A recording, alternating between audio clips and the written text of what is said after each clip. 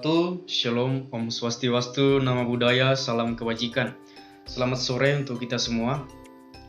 Kami dari kelompok 5 ingin mempresentasikan hasil daripada tugas materi yang telah kami diskusikan sebelumnya. Sebelum melanjutkan penjelasan daripada materi, izinkan kami memperkenalkan diri terlebih dahulu. Saya Ferry Rivaldo Sidabalok. Perkenalkan, nama saya Dia Oktaria, NPM 1940201044. Halo semuanya, perkenalkan nama saya Friska Widyabening dengan NIM A1D 021020. Assalamualaikum warahmatullahi wabarakatuh. Perkenalkan, nama saya Sri Rahayu dengan NPM 2040201035. Perkenalkan, nama saya Zulkifli, NPM 1940201030. Di sini kami akan menjelaskan materi yang telah kami diskusikan sebelumnya, yaitu tentang produksi rumput laut. Baiklah, saya Dia Oktaria akan menjelaskan alasan kenapa kelompok kami memilih komoditas rumput laut. Yang pertama yaitu karena rumput laut merupakan salah satu produk unggulan Indonesia dan berperan sebagai sumber devisa negara dan sumber pendapatan bagi masyarakat daerah pantai. Kemudian yang kedua yaitu karena di Kota Tarakan, budidaya rumput laut merupakan salah satu sektor penting yang mampu menunjang perekonomian masyarakat pesisir, khususnya masyarakat Pantai Amal. Berdasarkan data statistik perikanan tahun 2014, jumlah produksi rumput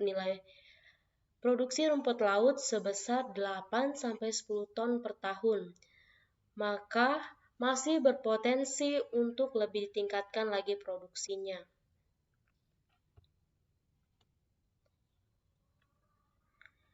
Kemudian ada 4 rantai pasca panen rumput laut. Yang pertama yaitu ada pemanenan, yang kedua pencucian dan perendaman, ketiga ada pengeringan dan sortasi, keempat ada pengemasan dan penyimpanan. Yang pertama yaitu rantai pasca panen pemanenan. Pada pemanenan, rumput laut yang sudah siap panen yang dibudidayakan dengan metode rumpon atau tali dipanen dengan cara menarik rumpon ke pinggir pantai. Kemudian rumput laut dilepas dari ikatannya, kemudian dipetik pucuknya untuk ditanam kembali, lalu diikat lagi pada rumpon sebagai tanaman baru. Umur panen yang optimum pada rumput laut yaitu 40-45 hari. Pemanenan sebaiknya dilakukan mulai siang hari. Kemudian yang kedua yaitu rantai pasca panen, pencucian dan perendaman. Hasil panen dicuci air laut untuk menghilangkan kotoran yang melekat seperti lumpur, garam, dan lain-lain, sehingga rumput laut menjadi bersih. Kemudian langkah selanjutnya yaitu rumput laut langsung direndam menggunakan larutan alkali KOH sebesar 0,1% sampai terendam dan dibiarkan kontak dengan alkali semalam. Adapun tujuan dari perendaman ini yaitu untuk mendapatkan keragenan yang maksimal. Kemudian tahapan selanjutnya yaitu pada pagi hari rumput laut diangkat dan dicuci dengan air tawar sampai bersih dan netral. Sekian dari penjelasan saya. Penjelasan selanjutnya akan dijelaskan oleh teman saya. Terima kasih. Baiklah, di sini saya akan melanjutkan mempresentasikan atau menjelaskan mengenai rantai pasca panen yang ketiga dan keempat. Yang ketiga yaitu pengeringan, di mana rumput laut yang sudah bersih dikeringkan dengan penjemuran. Dapat dilakukan di sekitar pantai sampai mencapai kekeringan tertentu atau optimum. Biasanya kurang lebih sekitar 20-30%. Adapun alas untuk proses pengeringan yang sederhana adalah dengan menggunakan bahan plastik. Hal ini agar cepat kering dan lebih bersih. Kemudian rantai pasca panen yang keempat yaitu ada pengemasan dan penyimpanan, di mana setelah rumput laut kering dilakukan pengemasan dengan karung net dan plastik. Untuk lebih efisien, tempat rumput laut kering dapat dipres atau dicetak menjadi bentuk kotak-kotak padat per kilogram atau 5 kg, sehingga pengemasan selanjutnya menjadi lebih efisien dalam kotak-kotak kayu dan dijaga agar sirkulasi udara tersebut menjadi lebih baik. Baik, saya akan melanjutkan pemaparan pada kelompok kami.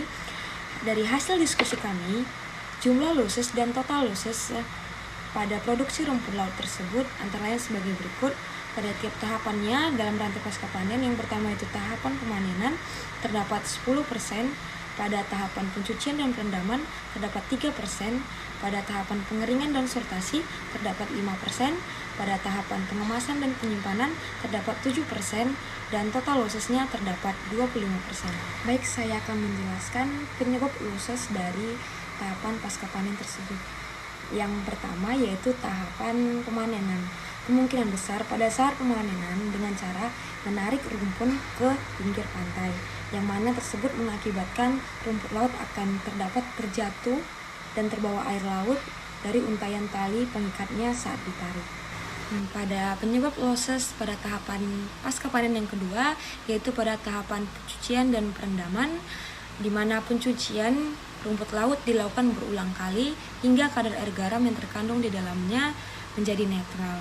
Nah, di mana pencucian yang dilakukan berulang kali dapat mengakibatkan rumput laut menjadi patah-patah, dan pada saat pembuangan air cucian tersebut, rumput laut yang patah-patah tersebut kemungkinan terbuang dan mengurangi hasil panen pada produksi tersebut. Pemaparan selanjutnya akan dilanjutkan oleh teman saya. Terima kasih. Baik, selanjutnya saya akan menjelaskan terkait penyebab losses pada proses pengeringan dan sortasi. Saat dilakukan pengeringan dengan menggunakan cahaya matahari dengan menjemurnya di lapangan, kemungkinan besar ada hewan yang mengganggu seperti ayam dan lainnya. Pada saat sortasi, ialah seperti pemilihan rumput laut kering untuk disimpan. Ada rumput laut yang masih lembab dan busuk akibat pengeringan yang tidak merata. Oleh karena itu, akan terdapat losses di dalamnya. Kemudian, slide selanjutnya yaitu tentang penyebab losses pada proses pengemasan dan penyimpanan. Dapat kita lihat bahwa dikemas menggunakan net dapat memicu adanya rumput laut yang jatuh saat proses pengangkutan ke gudang penyimpanan. Saat penyimpanan ruangan yang lembab dan menyentuh lantai dan dinding akan berisiko membuat rumput laut kering yang disimpan menjadi lembab. Jadi dia menjadi lembab dan berisiko menjadi busuk. Seperti itu. Kemudian, pada slide selanjutnya dijelaskan bahwa modifikasi tahapan pencucian dan perendaman ialah perendaman dilakukan 2 atau 3 hari sampai tekstur rumput laut itu coklat menjadi agak lunak, tidak berbau dan berwarna putih. Perendaman kedua dilakukan dengan air tawar atau kapur sirih sebesar 1%. Selain untuk menghilangkan bau amis, perendaman dimaksudkan agar rumput laut coklat lebih aseptis dan memiliki tekstur lebih mantap. Setelah 1 jam, kemudian rumput laut tersebut dicuci sampai bersih. Tidak perlu berulangan dan mencengah rumput laut yang patah dan terbuang. Terima kasih. Selanjutnya akan dijelaskan oleh Saudara Jul. Baik, saya akan menjelaskan slide selanjutnya yaitu modifikasi pada tahapan pengeringan. Pada tahapan modifikasi pengeringan rumput laut ini dilakukan dengan cara dikering anginkan dan tidak boleh terkena sinar paparan matahari secara langsung, karena dapat menyebabkan kerusakan senyawa bioaktif pada bahan tersebut atau pada rumput laut tersebut. Pengiringan juga dapat dilakukan dengan menggunakan oven dengan suhu 80%. Pada saat pengeringan, ada beberapa yang harus diperhatikan, yaitu menghindari hewan pengganggu pada saat penjemuran dan benda asing dan kotoran lain akan terjadinya kontaminasi pada suatu bahan rumput laut yang dikeringkan.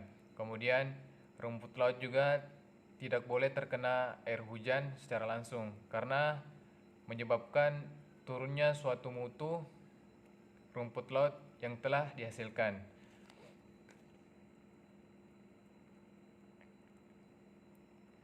Adapun pertimbangan biaya yang bertambah dan berkurang pada modifikasi tahapan. Pada tahapan pencucian dan perendaman, biaya penambahan sebesar 5.000, kemudian penambahan kapur siri sebesar 1%, yaitu sebesar 5.000. Jadi total seluruh biaya yang digunakan yaitu 10.000. Sekian dari pemaparan saya, kurang dan lebihnya mohon dimaafkan. Baiklah, sekian daripada hasil presentasi kami. Kami mohon maaf apabila ada salah kata atau kekeliruan selama kami mempresentasikan materi yang kami jelaskan. Sekian, wassalamualaikum warahmatullahi wabarakatuh. Shalom, Om Swastiwastu, Namo Buddhaya, salam kebajikan. Terima kasih.